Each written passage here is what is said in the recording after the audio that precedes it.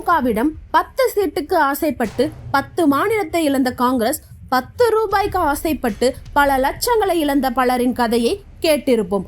உண்மையில் அப்படி ஒரு கட்சி இருந்தது என்றால் அது காங்கிரஸ் தான். 2004 நாடாளுமன்ற தேர்தலில் பெரும்பாலான கருத்து கணிப்புகள் மீண்டும் பாஜகவே ஆட்சி அமைக்கும் என்று அடித்து கூறின. ஏனெனில் அந்த தேர்தலுக்கு முந்தைய 10 ஆண்டுகளில் காங்கிரசின் முக்கிய தலைவர்கள் வெளியேறி காங்கிரஸ் கட்சியே சிதைந்து போயிருந்தது.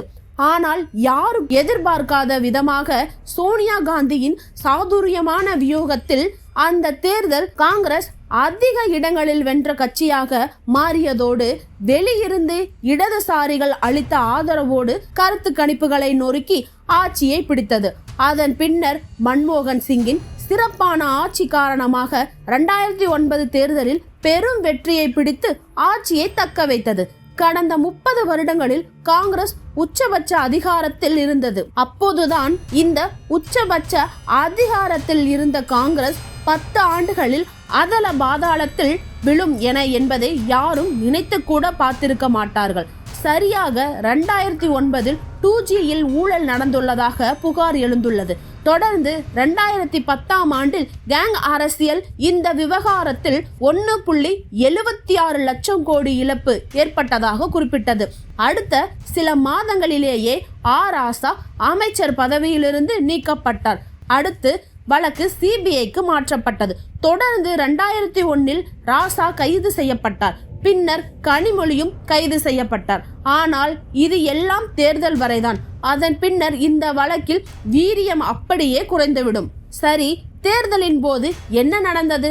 2011 சட்டமன்ற தேர்தலில் காங்கிரஸ் திமுகவிடம் 70 தொகுதிகள் வரை வேண்டும் என்று கேட்க திமுக 50 தொகுதிகள் வரையே தர முடியும் என்று கூறியது. இத்தனைக்கும் 2006 சட்டமன்ற தேர்தலில் காங்கிரஸ் திமுக கூட்டணியில் 48 தொகுதிகள் மட்டுமே போட்டியிட்டது. காங்கிரசின் 70 தொகுதிகளுக்கு திமுக மறுக்க அதே ஆண்டின் பிப்ரவரி ராசா கைது செய்யப்படுகிறார். எனினும் திமுக பிடிவாதம் பிடித்து காங்கிரஸ் கூட்டணியில் இருந்து வெளியேறுவதாக அறிவித்தது. இந்த சூழலில் 2G வழக்கில் கலைஞர் தொலைக்காட்சி இழுக்கப்பட்டு கனிமொழி உள்ளிட்ட கலைஞர் கருணாநிதியின் குடும்பத்தினரே மிரட்டப்பட்டனர். ஒரு கட்டத்தில் அண்ணா அறிவாலயத்தில் திமுக காங்கிரஸ் கூட்டணி பேச்சுவார்த்தை நடைபெற மறுபக்கத்தில் அதே பகுதியில் இருந்த கலைஞர் தொலைக்காட்சியில் சிபிஐ விசாரணை நடத்தியது. இறுதியில் பல்வேறு பேரங்கள் முடிந்து காங்கிரசுக்கு 63 தொகுதிகளை ஒதுக்க திமுக சம்மதம் தெரிவித்தது. ஆனால் காங்கிரஸ் 70 தொகுதிகள் என்ற கோரிக்கையை நிறைவேற்றவில்லை என்ற காட்டத்திலேயே இருந்தது. எனினும் தேர்தல் முடிந்த மே மாதத்தில் கனிமொழி கைது செய்யப்பட்டார். ஆனால் தேர்தலுக்கு பின்னர் இந்த வழக்கின் வேகம் அப்படியே குறைந்து ஒரு கட்டத்தில் காணாமலேயே போனது.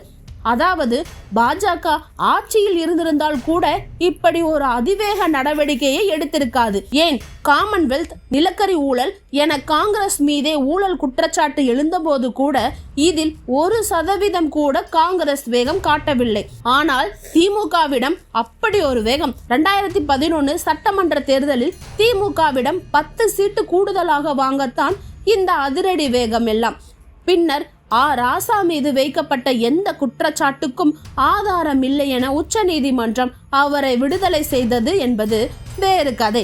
இந்த 2G வழக்கு திமுகவுக்கு மாபெரும் பின்னடைவை கொடுக்க அந்த தேர்தலில் திமுக காங்கிரஸ் கூட்டணி மோசமாக தோல்வியை தழுவியது. ஆனால் இதிலிருந்து திமுக ஒரு கட்டத்தில் மீண்டு தனது வலிமையை மீண்டும் அதிகரித்து ஆட்சிக்கே வந்தது.